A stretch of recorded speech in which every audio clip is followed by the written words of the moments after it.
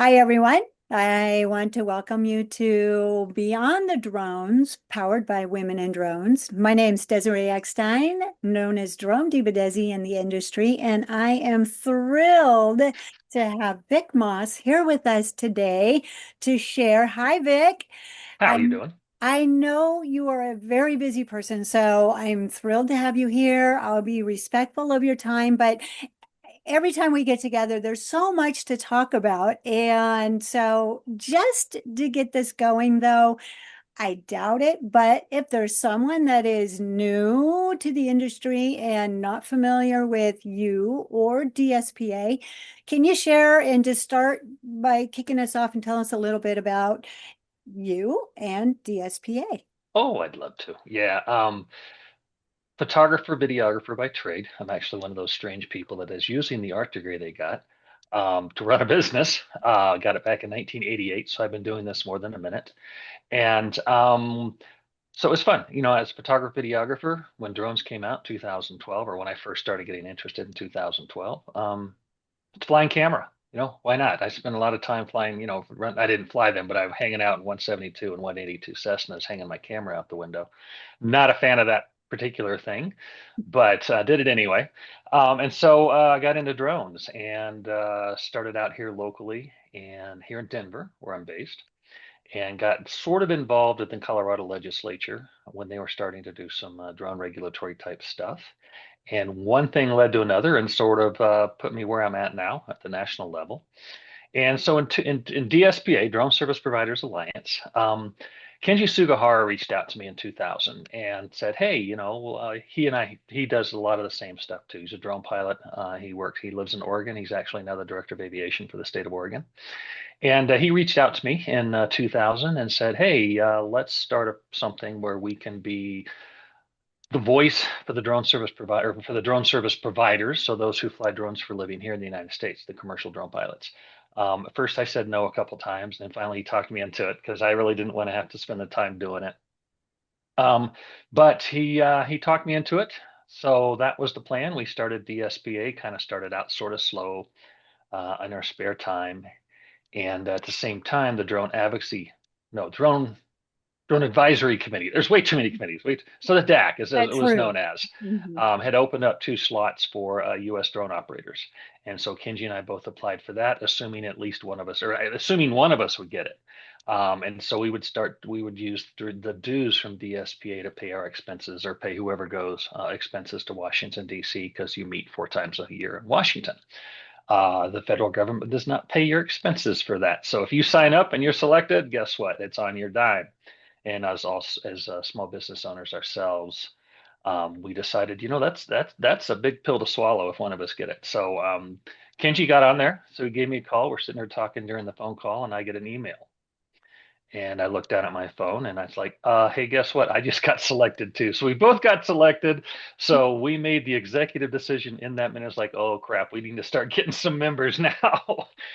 So that led from one thing to another. And so we've done everything from had meetings with local drone pilots who are going to go talk to their city council members and say, hey, this is what you need to do. This is how you need to act. It's okay to be nervous, all that stuff, and give them some pointers up to state level and now even up to federal level. And so then about a year, maybe 2 years ago, I was also asked to be the director of the Drone Advocacy Alliance, which is a DJI funded drone advocacy group based in Washington, D.C. So but wear both those hats now. And so I'm concentrating a lot on the federal stuff at the moment for obvious reasons, and still doing some local stuff. We're doing stuff up here in Colorado. Testifying next week, as a matter of fact, at the Colorado State Capitol via Zoom because I'll be in Texas. Um, and so just doing some of that type of stuff still as DSPA, but the majority of my work right now is through the DAA, so the Drone Advocacy Alliance at the federal level. Wow, That's awesome. that's me. Well, there, and we love it. We love it. And It's yes, fun. I could see the many hats. Which one are we wearing today? Yeah, sometimes multiple days, multiple hats in one day. You could get a hat that just has lines in it. There you go. Just Yeah, one or a hat little does them electronic all. sign, and I could just push a button and change the sign. I like that. Wait a minute, we're Well, maybe onto something here. We'll talk actually, I offline. do have one that says that, but of course, mine says Drone Diva. Of So course it does. Of course it does. That is so awesome.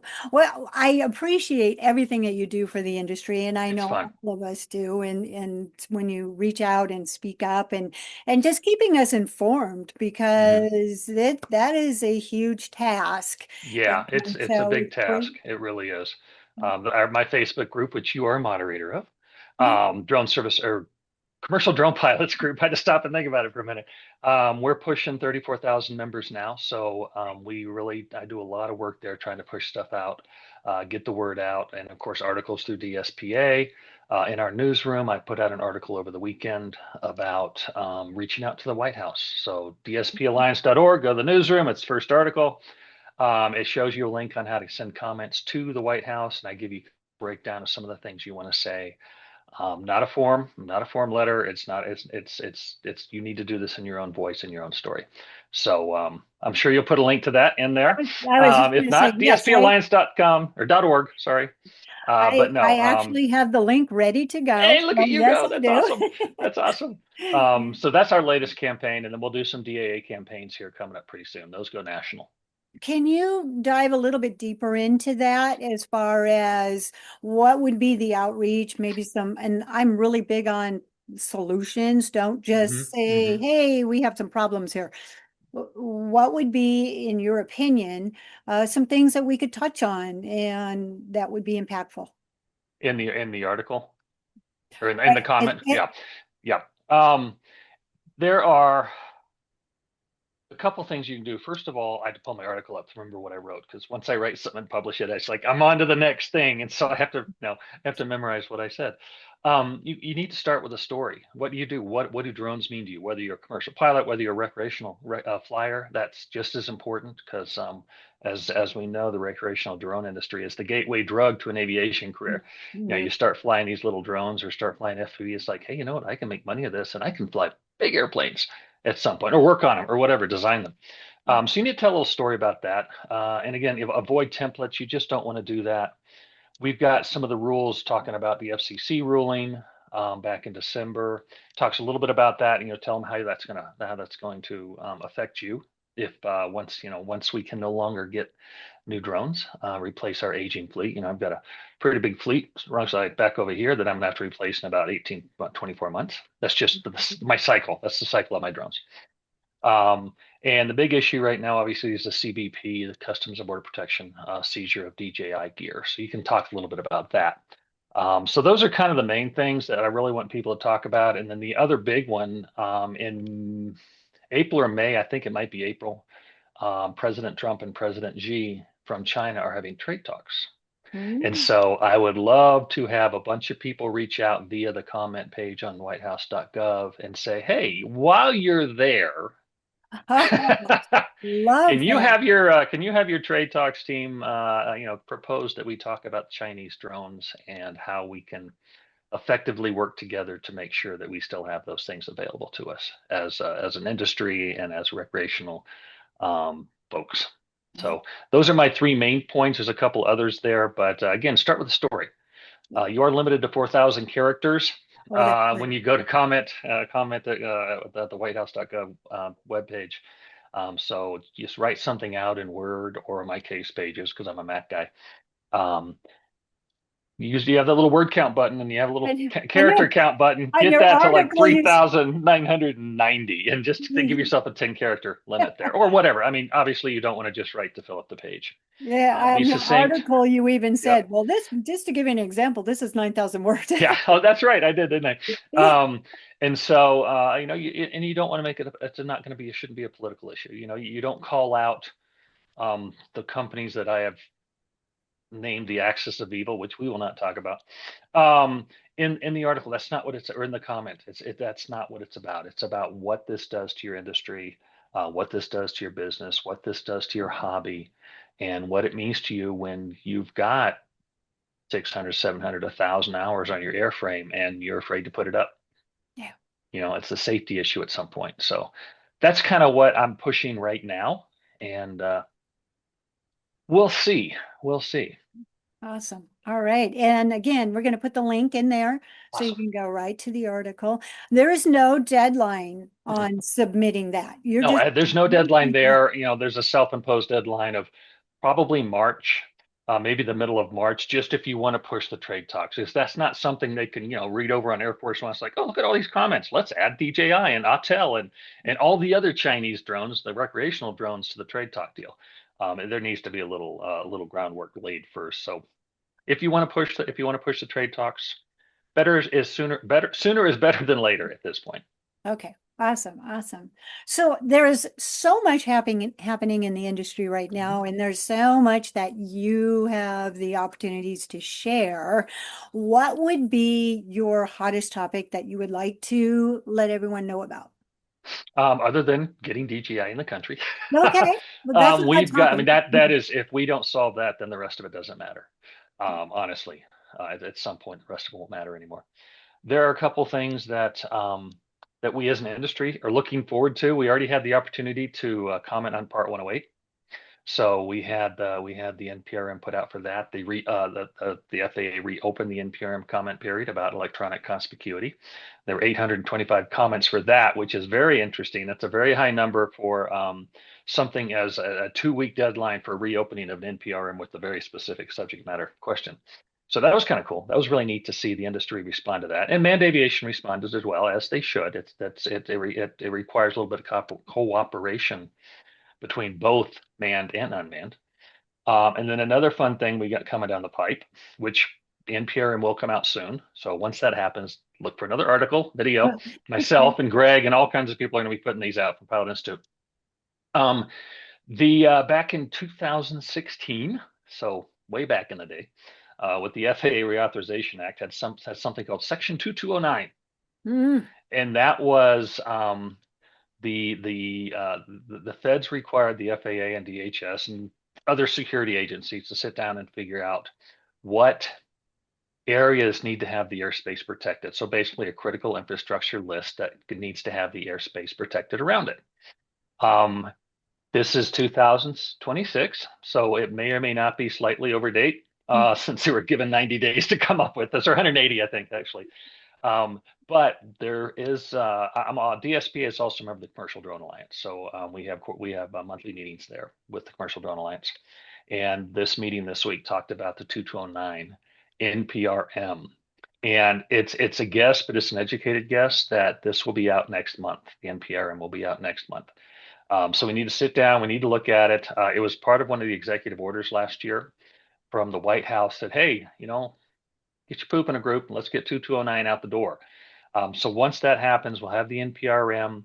We'll need to take a look at it and see what they're proposing. Because if they propose this all-encompassing, every power line and every whatever that we can't fly over, then we have a problem with that. We can't close the airspace, but we definitely have areas that need to be protected. Nuclear power plants, I got a federal prison 3.5 miles south of me, so I can't fly there, and I shouldn't.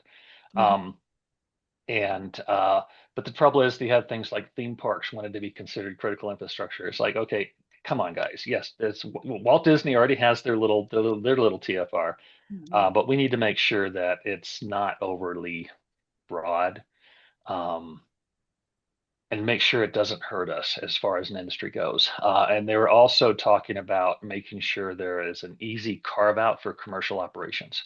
Oh, A good example is I was doing a monthly thing. This was about 2 years ago now, 2.5 years ago.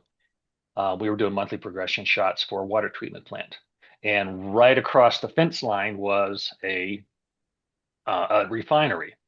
And so, you got to fly across the fence line to get the shots. And so they had a major cow. This is blah, blah, blah. We're going to call the FBI. It's like, you want to use my phone? I've got his phone. Here, you want to use my phone? I've got his phone number. Um, but and so we want to make sure that if you have a commercial job that requires you to transit that airspace, then there has to be a Lance type situation where it's not a permission, it's a notification system in place. So that's one of the things we're going to try and get into 2209. Whether we get it, we don't know, but we're certainly going to try and push it. So 2209, the Part 108 ruling, final rule should be out eventually, maybe at the end of the year, Q4. Um, so we'll see. But those are kind of the two big ones right now. That's great. And it's something for many years that I I've been asked, what is the ruling around infrastructure? Hmm. Is there a guideline? And I know so often if we have a guideline to go by, such as something like our facility map, we know this is how high we can Hmm. go. There's exceptions to it, Right. but this is our guideline. And if there was Hmm. something around critical infrastructure that was based in the same way, that would be great. That would be really helpful for the industry because you do have things like Arizona has it, Florida has it. They're defining their own critical infrastructure airspace, which the FAA hasn't been pushing back against because at this point they think they know something's coming down the pipeline. So why fight that battle that's going to be that way anyway? With the legislations we've got going on right now in Colorado, it's a state preemption legislation that we're trying to get passed, and a lot of the people are really pushing hard against critical infrastructure. So we've compromised in our language. Hopefully, I don't know. We'll see if it happens on Wednesday when we testify, to add some of the critical infrastructure definitions to our bill. Mm. But we also put at the bottom of that bill, this becomes null and void 60 days after the 2209 goes into effect. So we have that satisfy those who need to be satisfied to get the bill passed, but then make it more of a reality by saying, okay, once you guys have this, that's fine. There's also a little caveat that says in furtherance of a crime. So that's kind of nice. Mm. Um, and once that's done, but 60 days later, then we can go back to the federal definition, and that particular part of the bill becomes null and void. Wow, There's awesome. workarounds right now. I saw that language come up and it's like, I hate this. But then I saw the bottom part. It's like, okay, I can live with this as a compromise. Once you learn how the sausage is made, you kind of have to learn how to accept a compromise when necessary. Yeah, yeah. Well, we'll look forward to hearing more about that and Yeah, we'll seeing see. We'll it when see. it It's comes it's not out. cut and dried yet. All right, all right. So earlier you mentioned about the Pilot Institute, Mhm. and they recently had did a survey. Tell us a little bit about that survey. It Oh, was survey. great. It's amazing. And if you go to the YouTube channel, the Pilot Institute YouTube channel, Greg put out a great summary video on that. And there's also in the link on that thing, there's a way to download the um, the actual results of the survey. So that's indispensable. And yes, when you go to download the actual white paper, they ask you to put your email address in there. Don't worry, Greg will not sell your email address to anybody. What they're going to do is, we talked about, because Greg's also part of CDA, we talked about this earlier this week. He's going to do a follow-up survey and see how things have progressed or regressed a year after the original survey. So that's why he wants to get and that's all he's going to do. You're not going to be, you're not going to be shelled with the Pilot Institute ad. I mean, you will anyway if you're on YouTube because Greg always He's pops up out with them. there, right? Yeah, he's like, I always send him screenshots. Get the hell off my computer.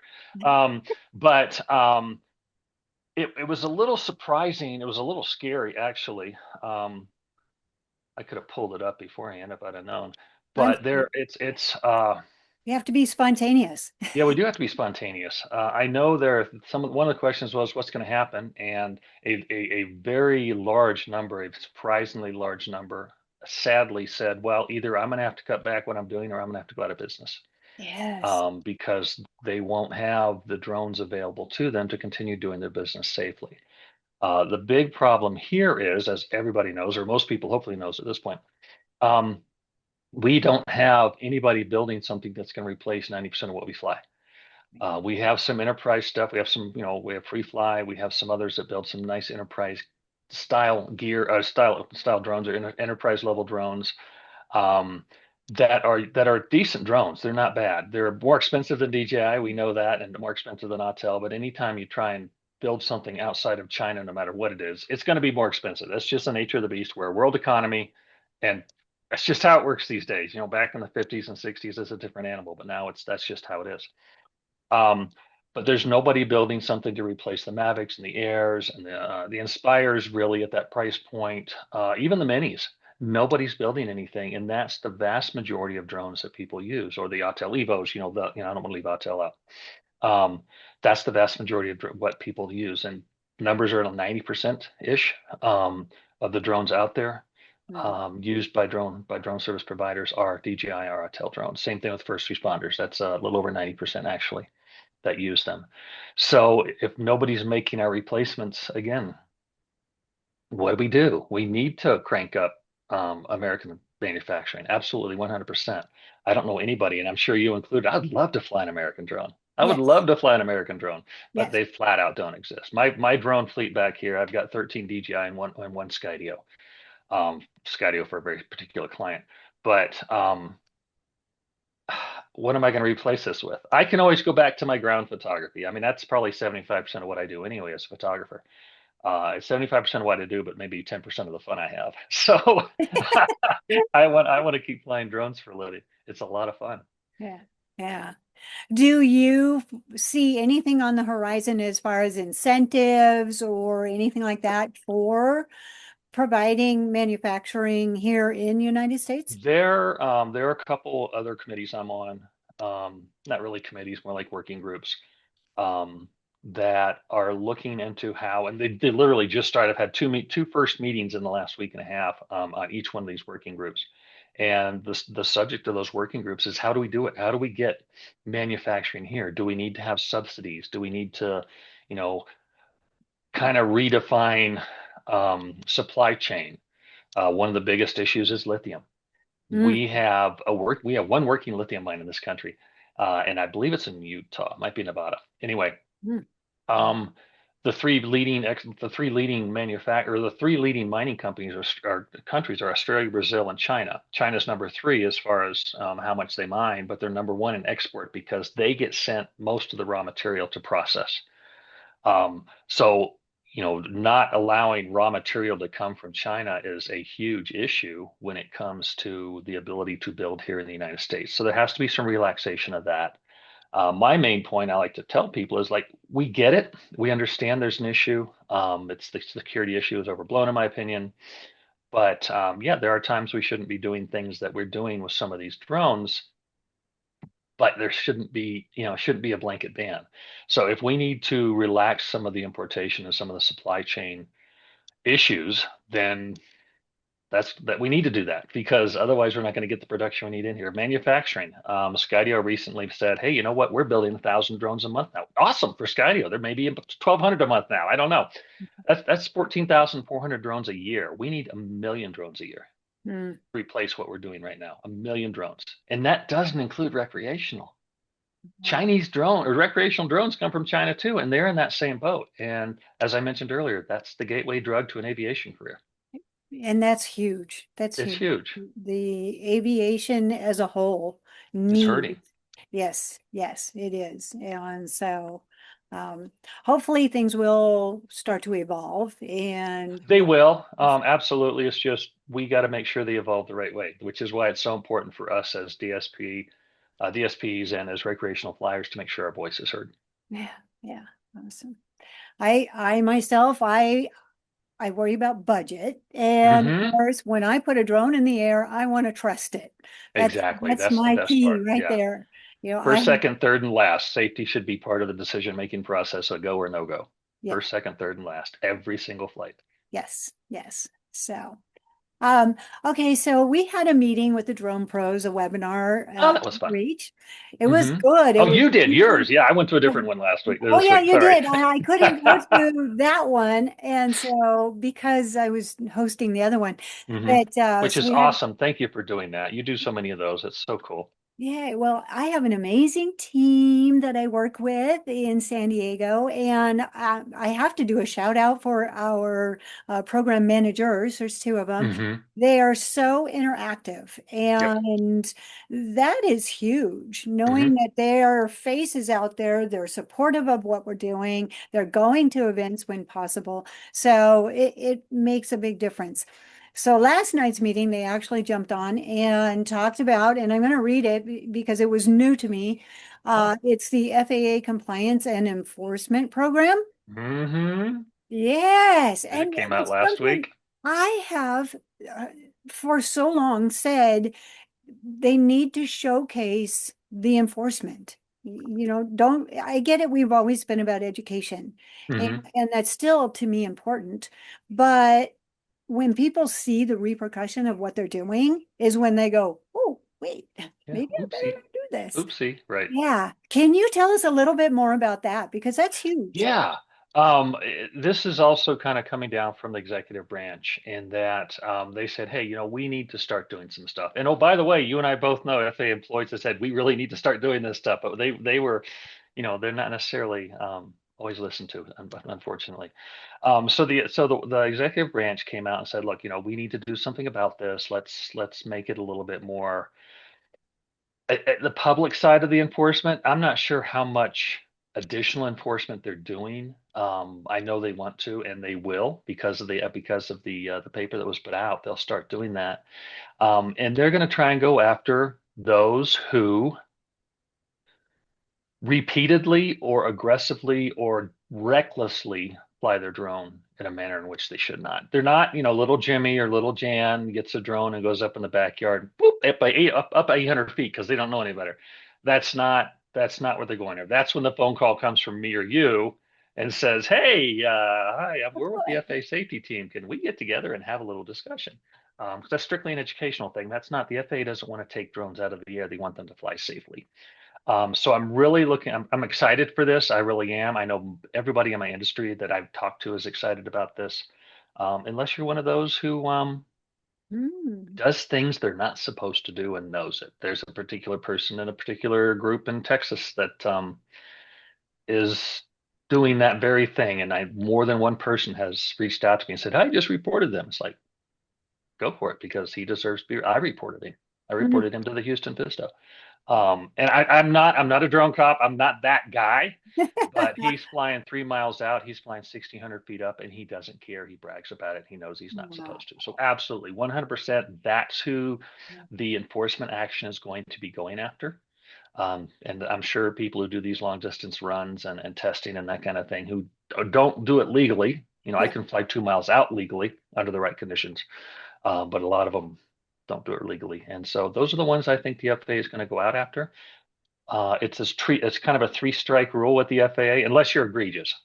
Um, talk to you first time, educate. Second time, it's like, well, let's do a little forced education. And then the third strike is, why don't you come on down, bring your drone, bring your checkbook, maybe bring a lawyer, and let's talk in the FISTO offices.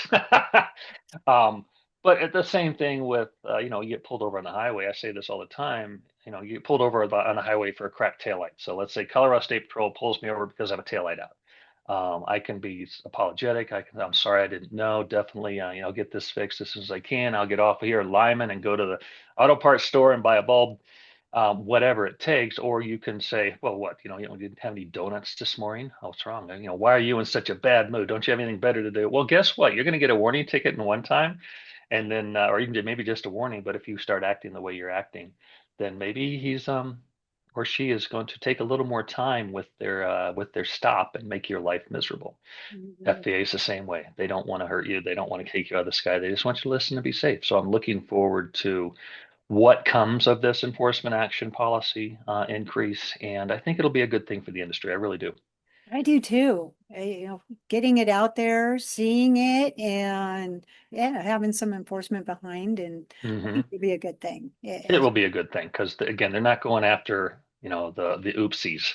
They're Yeah. going after the idiots that hit that hit a fire tanker from Canada as it's flying over a fire in California. Those are the people they're going after, Yes. as they should. Yes.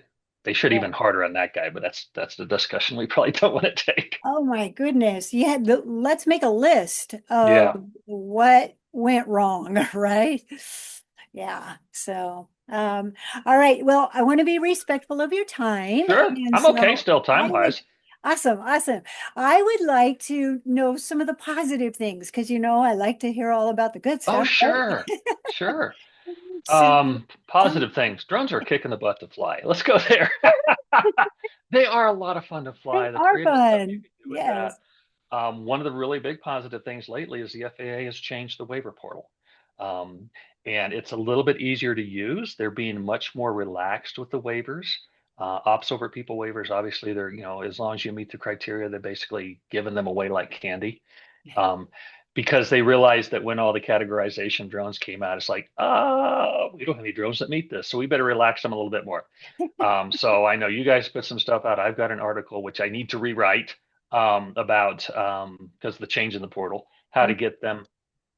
They're actually doing a little of the BB loss talk now. I've got a BB loss waiver. They're relaxing those up a little bit. Wow. Um, with Part 108 coming out, I'm not sure how they're relaxing it yet. I think they might just be, status quo until they see what the final rule is for BB loss flights under Part 108.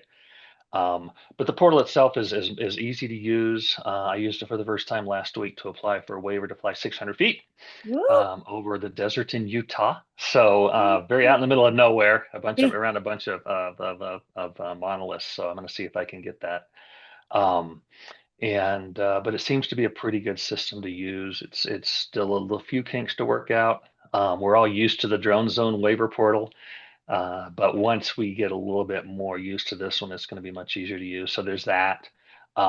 There's the Drone Safety Awareness Day coming up, Yes. which unfortunately I can't do anything about here in Colorado, but I don't What? have time. I don't have time. Oh, Uh, no, what? and the fact that it's in April or is it May? It's April. April. So April. Colorado, April, Last it Saturday can of be April. 70 degrees, or we could have 14 inches of snow on the ground, and it could be from one day to the next at 70 degrees and then 14 inches of snow on the ground. It's very hard to plan outdoor events in April here in Yeah. Colorado. Yeah. Um, but even then, I just don't have time to do stuff like that right now. Well, I think you do a lot of outreach. Yeah, I'll absolutely do a lot of outreach. But it'd I be think nice to it's sit good. down and work with, like, let's say my city government here in Lakewood and do something at we have a great park that we can fly in, Mm, and just kind of do something organized with them. But planning something like that and then having it snow yeah. is tough. It's really tough to do. Right, right. So, um, you can actually plan them for other days also. You can. Just Yeah, I saying. know. And maybe you might want to consider indoors. Yeah, that's absolutely always a possibility. We do have some recreational facilities here, rec centers here, that we could do something like that in. But again, it gets It's a back to the time time thing. part for It's a me. time. I had solutions, just not all You of no, them. you got solutions. Maybe I do it a different day. Definitely. Awesome, awesome. All right. Well, I want to thank you. Is there any Oh, thank last you. words that you Um, would like to share with everybody that would be watching at the moment? I think we need to be cohesive as an industry, and we're a lot better than we used to be. 3 or 4 years ago, or 6 years ago now, when we started DSPA, it was a lot like herding cats. Um, and so we've kind of become more focused now, luckily. And DSPA is not the only organization, by the way, that's been part of that. I want to make sure everybody understands. The FPV Freedom Coalition, STEM, those guys, people like Laquata are just phenomenal in things like that. But the fact that we're becoming a little bit more cohesive, we have a little bit more of a unified voice in situations, everything from talking to the White House to talking to state legislators. um, Educate yourself to the realities of the situation.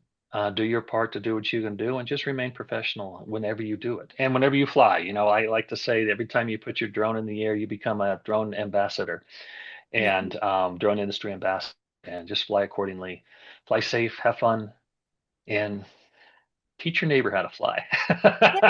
Yes, yes. And amazing when they see that higher perspective, how Oh excited yeah. we Oh get. yeah. We're kind of like, oh, well, big deal. We're drone in the air. But then we get to do stuff like all my stuff from Florida or from Oregon, Utah last year. It's Wow. just so much fun and such a kick in the pants to do it. And when you have somebody who might be mobility impaired, um, getting them to be able to do something like get 400 feet in the air and do these types of things and get that perspective, whether they're wearing goggles or looking at a controller, it just opens up the horizon. And I don't mean it opens up the horizons. I don't mean that as a pun. It just sort of came out that way Bump. for them, and excites people. And once you get somebody with the bug, hold their hand and help them do it right. Educate, educate, educate.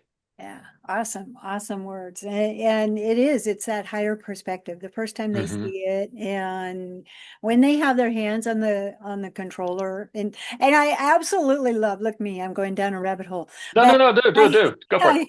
I absolutely love when just little tots get a controller. They have no idea how to control it, but you Hmm. cannot pry it out of their hands because that Yep. drone is going everywhere and they did it, you That's know? right. That's right.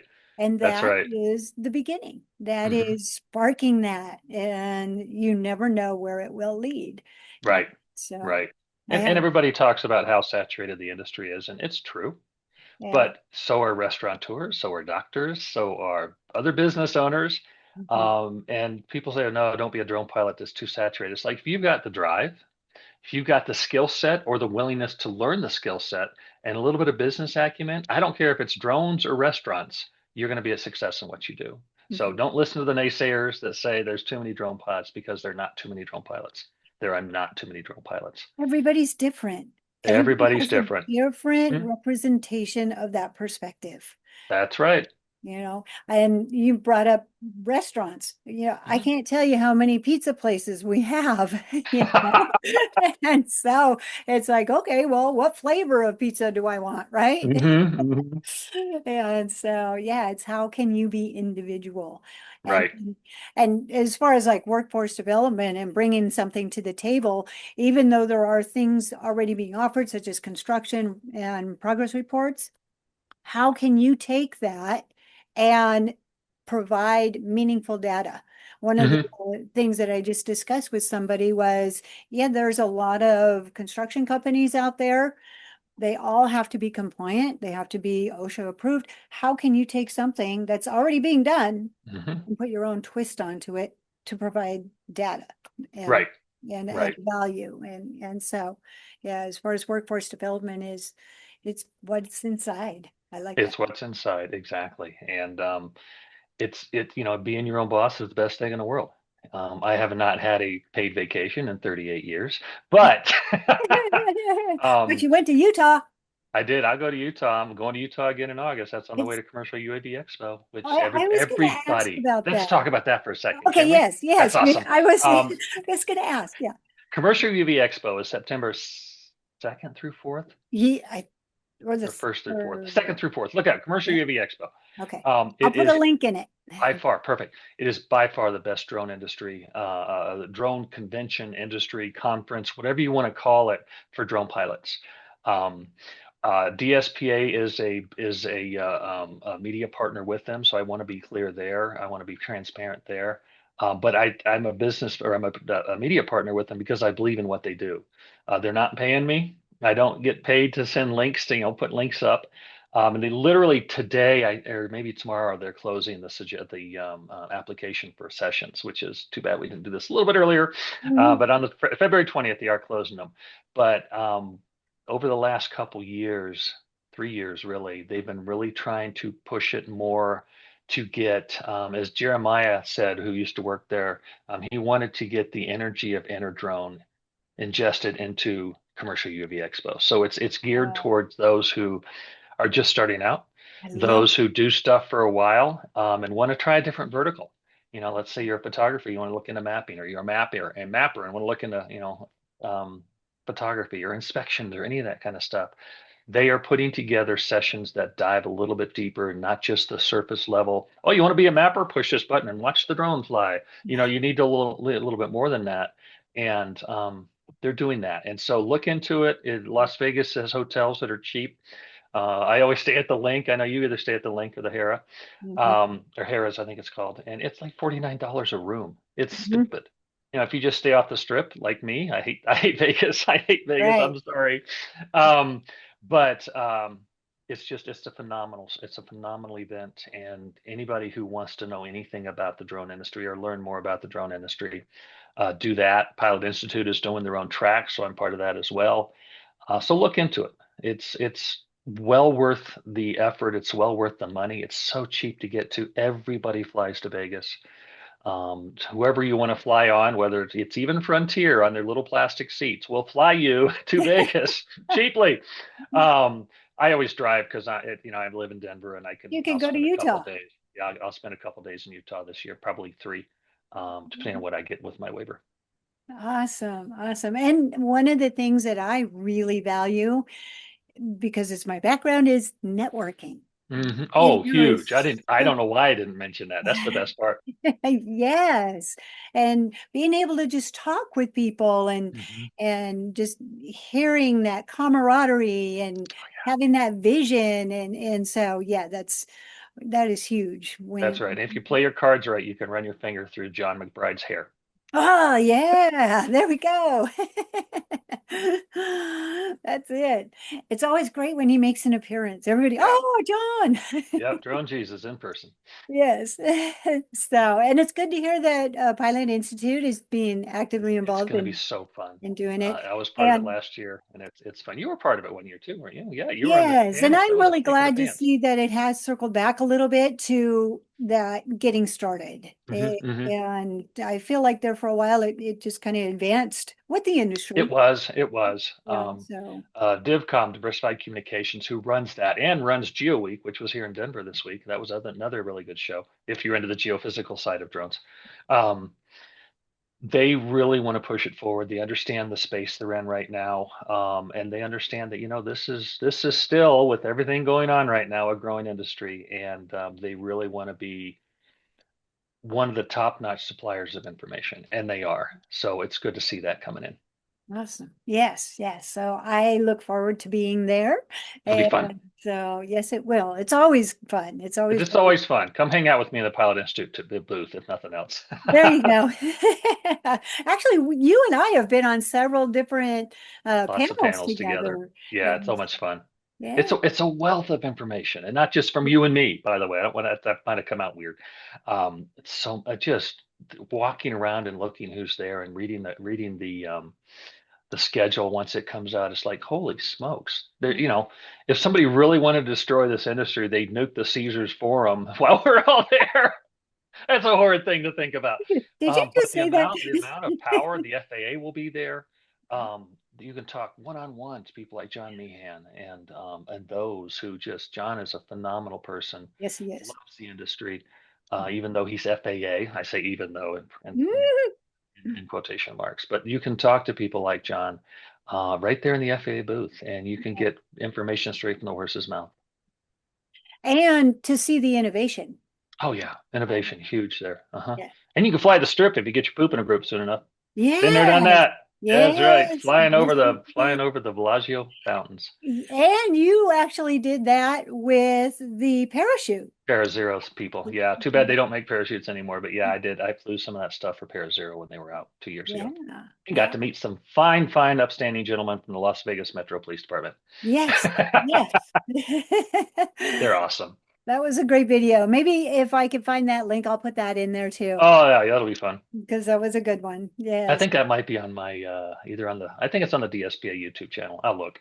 Okay. That would be great. Awesome. All right. Well, I look forward to seeing you in September.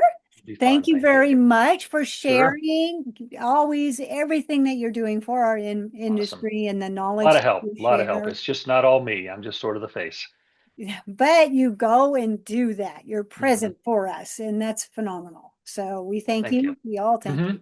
And I will gather up all our links and put them Awesome. in there. And so once it's posted, this is anticipated for going out in the first part of March.